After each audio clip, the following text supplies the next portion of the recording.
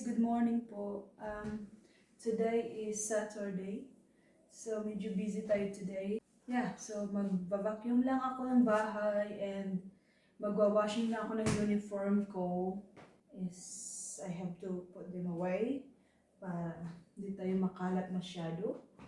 And yeah, so yun lang naman. So happy weekends mga loves and ingat po kayo lagi. So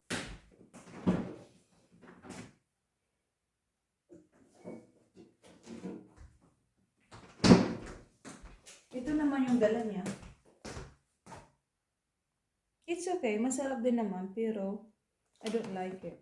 Kasi ayaw ko yung may bread or something underneath, yung ilalim niya. Meron siyang pero hindi ko type. Yung isa plain lang, pero cheesecake.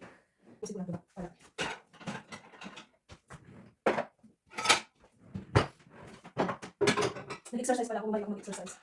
Kasi pwede ko pala tumatama na ako balik. Nag-exercise lang ako, lang nag-exercise lang. Di ko basic. Stretching lang naman. Ano lang nagawa ko. Basic lang. May adobo pala akong baboy. So, niluto ko ng sinabawang baboy ng isang araw. Naubos ko na kasi lang yan. Bumili ako ng isang malaking slice siya. And then, maganda daw kasi may mga buto-buto. So, tinanggal ko yung mga buto-butong parts and then, yun ang ginawa kong yung sinabawan, nilaga. Tapos, and then after that, yung laman is natira is yung, what's that noise? No, akala kasi meron naglanap na yung door. Yung natira is, inadobo ko siya. So, yun yung nasa fridge ngayon, yung adobo. Masarap siya pag leftover. Diba? Pag adobo, yung leftover, masarap siya.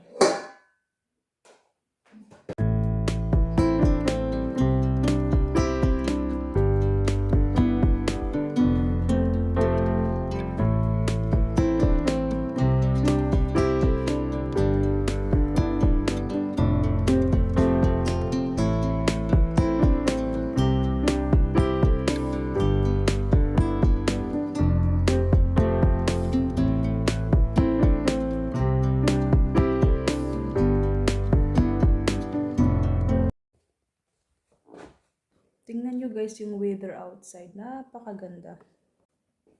Diba? Napakaganda yung weather today.